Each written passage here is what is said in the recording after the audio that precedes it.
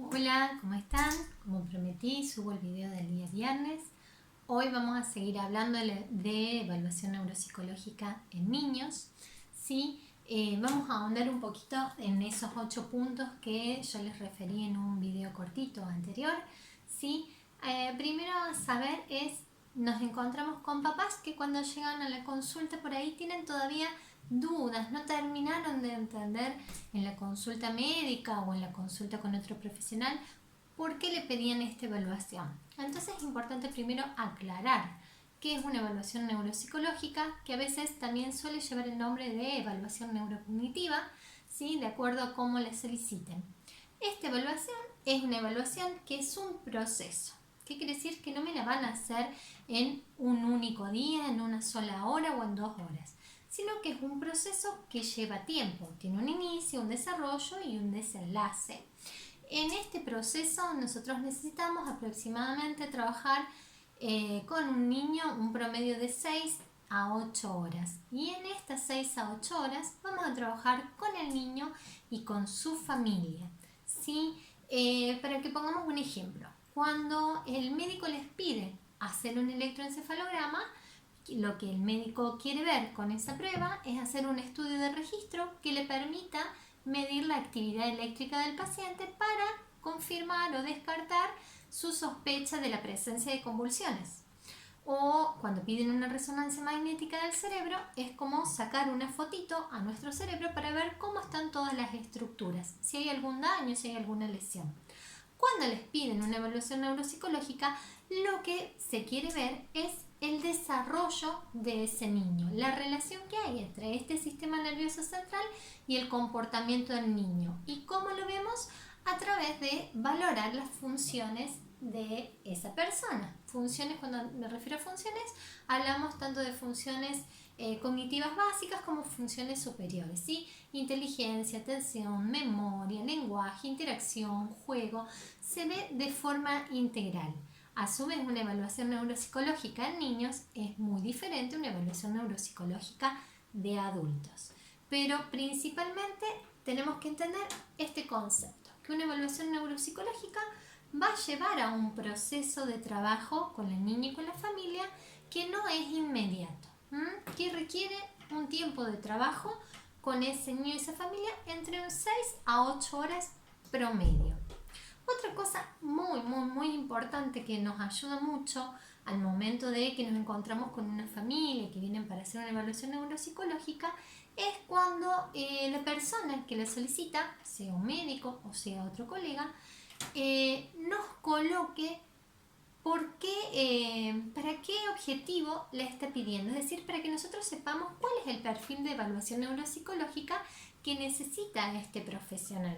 ¿Por qué digo esto? Porque existen diferentes objetivos con los cuales nosotros hacemos una evaluación. En algunas circunstancias hacemos una evaluación neuropsicológica para un perfil prequirúrgico. Por ejemplo, sería el caso de un paciente que tiene epilepsia refractaria y su equipo de médicos está valorando la posibilidad de hacer una cirugía para poder controlar esta epilepsia.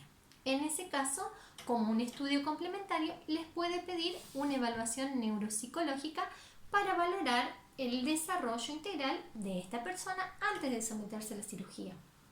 Otro objetivo puede ser para obtener un perfil de sospecha diagnóstica, es decir, el médico puede tener la sospecha de un diagnóstico y quisiera ahondar para confirmar si este diagnóstico es o si no es y hay algún otro trastorno del neurodesarrollo que esté afectando el desarrollo y la evolución de este niño. Entonces también puede ser por un perfil diagnóstico. Por ejemplo, acá sería el caso de que el médico tiene sospecha de trastorno por déficit de atención, quiere confirmarlo con una evaluación neuropsicológica, entonces nos ayuda mucho a que el médico coloque, solicite evaluación neuropsicológica para perfil de confirmación diagnóstica, sospecha TDAH, ¿sí? O si sospecha de trastorno de espectro autista, un dato súper valioso es que en vez de hacer la solicitud a los papás por A22, que suele ser la mayor consulta que nos llegan cuando nos piden un turno. Nos llaman y nos dicen los papás, sí, quería sacar un turno para 2-2 para ver si mi hijo tiene autismo. Entonces, en vez de solicitarle a los papás a 2-2 solito, es mucho más eficaz que soliciten la evaluación neuropsicológica para perfil de sospecha de trastorno de espectro autista, con implementación de A22 y ADIR. ¿Por qué hago esta aclaración? Porque los papás por ahí entonces se centran simplemente en buscar la aplicación de A22. Y A22 es una excelente herramienta, pero es una herramienta complementaria. A22 por sí solito no nos puede ayudar a confirmar o a desestimar un diagnóstico de trastorno de espectro autista. A22 lo que mide es el funcionamiento actual de ese niño en las dimensiones que son afectadas en el trastorno de espectro autista, pero eso solito, por sí solo, no tiene ningún valor. Las herramientas en sí no tienen valor diagnóstico, las herramientas son una ayuda complementaria. Por eso se dice, es una herramienta que complementa a todo el proceso de valoración. Entonces, es importante hacer esta aclaración también para cuando los médicos nos solicitan esta evaluación. Y por último, puede ser también para un perfil de aprendizaje, ¿sí? Hay muchos niños que terminan consultando con el neuropediatra porque tienen fracaso escolar. Entonces, en esa instancia, el médico nos puede indicar en su pedido que le interesaría hacer la evaluación para obtener un perfil de aprendizaje del niño. Estos son algunos de los ejemplos que ayudan mucho a la hora de que el profesional que va a evaluar se encuentre con el pedido médico para saber hacia dónde orientar de la mejor manera posible esa evaluación, y también los ayuda a los papás, ¿sí? A la familia, a entender un poquito más qué es lo que le estamos pidiendo, qué quiere decir evaluación neuropsicológica, qué le van a hacer a nuestro hijo, por qué, cuánto tiempo. Entonces creo que todos estos datitos suman y ayudan a la familia a entender un poquito más este proceso. ¿Se acuerdan entonces que yo les di 8 puntos que en la medida de lo posible deben estar incluidos en una evaluación neuropsicológica? No quiere decir que sí o sí, pero en la medida de lo posible, porque siempre hay sus excepciones, debemos tratar de que estos puntos estén incluidos. Primero, ¿por qué digo que debe incluir pruebas estandarizadas? Porque para que sea una evaluación neuropsicológica, sí o sí tiene que haber pruebas estandarizadas. No solo eso, la evaluación neuropsicológica no consiste solo en la aplicación de estas pruebas psicométricas. Cuando hablo de pruebas estandarizadas me refiero a escalas, a test, a baterías, ¿sí? Tienen que estar incluidas, no son lo único en lo que se centra la valoración, pero sí tienen un peso importante. Una evaluación neuropsicológica no es simplemente hacer un informe descriptivo, tiene que tener escalas estandarizadas. El segundo punto que les había colocado era que se debe hacer una mención de las pruebas que utilizamos. Esto es importante por varios motivos, pero por los dos principales es, primero, para que cuando el paciente se va de nuestra consulta, terminamos la evaluación y quiera hacer una consulta con su médico o con otro colega, este otro colega sepa cómo evaluamos a nuestros pacientes. Y a su vez, porque la aplicación de estas herramientas estandarizadas también tiene que dejar un tiempo para que vuelva a reevaluarse el niño. Es decir, que si a mi hijo le aplicaron una escala de inteligencia como WIS en el mes de marzo, el próximo profesional, o si quieren hacer una reevaluación, no lo puede hacer con esa misma escala, al menos que pasen 6 meses después de esta aplicación.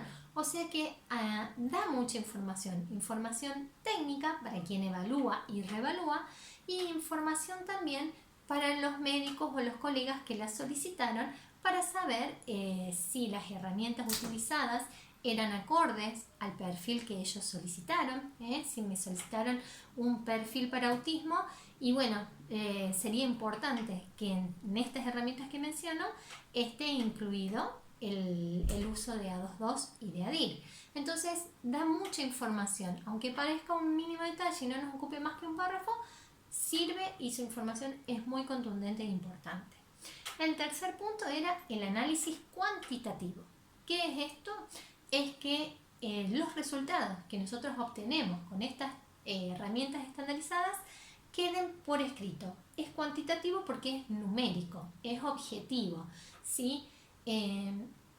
Tal vez esa información para la familia no va a ser de mucho peso, no va a ser importante para ustedes porque no refiere más que números, pero sí para los demás profesionales que trabajen con su niño de ahí para adelante, para sus médicos, para los colegas donde hagan tratamiento, porque eso les permite a los demás profesionales hacer una lectura y ver cómo se llegó a esa conclusión que pusimos al final, que esa conclusión que nosotros hicimos sale de algún lado de esa valoración. Entonces es importante. El número por sí solo no indica nada. A ver, les pongo un ejemplo. Por ejemplo, cuando nos aplican una escala para medir inteligencia, nos aplican un WIS o un WIPSI. Supongamos que el WIS nos da 60. Entonces, ¿qué eso nos indica? ¿Que la persona tiene discapacidad intelectual? No.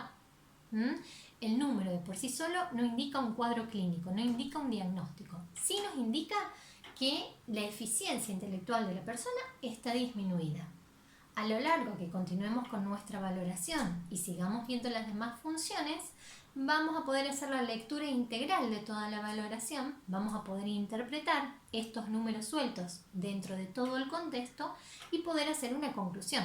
Es decir, que a mi paciente tal vez les está disminuida su índice intelectual, pero mi paciente a su vez tiene un trastorno del lenguaje asociado. Entonces es muy probable que su trastorno del lenguaje esté incidiendo en su resultado, en su rendimiento intelectual. Porque cuando hacemos la aplicación de esta escala, hay mucha información lingüística que el niño tiene que procesar. Entonces esa disminución del coeficiente intelectual fue a causa de su trastorno del lenguaje y no a causa de una discapacidad intelectual. Lo mismo si mi paciente tuviera un trastorno por déficit de atención, va a hacer que su rendimiento sea muy fluctuante y puede llegar a ser una disminución de su coeficiente intelectual. Por lo tanto, el número en sí no dice nada de manera aislada, pero sí es importante para la persona que va a mirar de forma integral esa evaluación que hagamos, que va a interpretar los datos y que va a poder llegar o no a la misma conclusión a la que nosotros arribamos. Así que por eso es importante este análisis cuantitativo. Punto 4. Dije que en la evaluación neuropsicológica es muy importante aplicar pruebas estandarizadas. Sí. ¿Que no existe evaluación neuropsicológica sin pruebas estandarizadas? No, pero que esas pruebas estandarizadas no son el todo. Son una parte importante, pero que tiene que complementarse con una experiencia y valoración clínica, además de una buena anamnesis y recolección de información en todos los contextos en los que este niño y esta familia se desenvuelve. Contexto familiar, escolar, médico y farmacológico. Todos estos aspectos, pruebas estandarizadas, experiencia y valoración clínica, más información de todos los contextos, son los que hacen a la conclusión final a la que arribamos. ¿Sí? ¿Por qué? ¿Qué ejemplo les puedo dar acá? Por ejemplo, yo toda mi vida me he dedicado a formarme en bebés y niños. He tenido muchas veces situaciones en las que me han pedido que evalúe a un adulto. Por ejemplo, un adulto con trastorno de espectro autista. A ver, yo por la formación que hice tengo mi certificación para administrar a 2.2, ADIR y demás escalas, podría tomar un paciente adulto. Pero ¿qué pasaría? Yo podría administrarle a 2.2 y podría dar el resultado. Pero yo no tengo la experiencia clínica suficiente para interpretar ese resultado dentro de lo que es la población adulta, porque no manejo población adulta, o sea que no tengo experiencia en cuadros clínicos de adultos, en comorbilidades de adultos y en un montón de funciones que son diferentes a lo que uno se especializa en niños. ¿Entienden por qué hablo siempre de esto de que no basta solo con administrar un test ni estar certificado? Yo estaría certificada y autorizada a hacerle un A2 a un adulto, pero no lo hago porque no tengo la experiencia clínica y porque solo con administrar el A2 a un adulto no podría hacer una interpretación y un análisis dentro del contexto de un adulto para arribar a un cuadro clínico.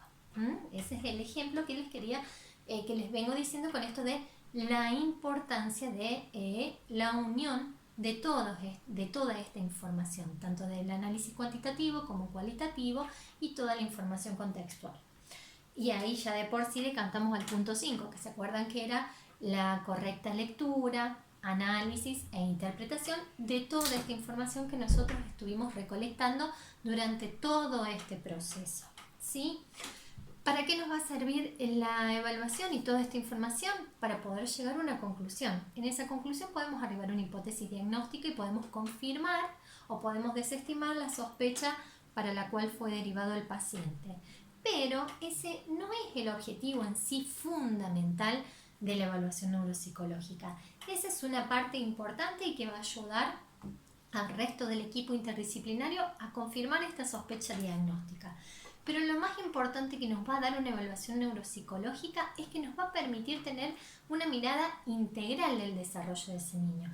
Vamos a poder conocer aquellas fortalezas que tiene, es decir, aquellas habilidades, aquellas competencias en donde más se destaca, y también vamos a poder conocer aquellas dificultades, aquello que le cuesta más. ¿Y para qué? Para poder realmente diseñar objetivos específicos, ¿sí? Y poder planificar una intervención lo más oportuna y lo más personalizada en función a sus fortalezas y a sus dificultades y en función a las necesidades y a los apoyos del niño y de esta familia. Porque los objetivos y la intervención no se formulan en relación al cuadro clínico. Yo no hago un objetivo y una intervención porque confirmé el diagnóstico y es trastorno de espectro autista, sino que el objetivo y la intervención lo hago en función a las fortalezas y a las debilidades que encontré de este niño y de esta familia, pensando en los apoyos y en las necesidades que van a tener. Entonces, toda esa información muchas veces es mucho más valiosa que el diagnóstico, porque muchas veces a lo mejor el médico que solicita la evaluación diagnóstica tiene casi seguro confirmado el diagnóstico y está casi seguro que ese niño tiene una discapacidad intelectual o que tiene un trastorno de espectro autista, pero lo que quiere es ir acompañando a este niño y a esta familia en una orientación personalizada, en planificar su intervención de la forma más oportuna, en conocer el desarrollo integral. Bueno, esto era principalmente lo que les quería decir con el video de hoy. Les dije que les iba a contar por qué había surgido. Bueno, muy cortito, muy brevecito. Surgió por una segunda lectura que hice para dar mi opinión de un informe neuropsicológico que recibí, y la verdad es que el informe tenía errores, muchos errores. Entonces estaba como en una situación extrema.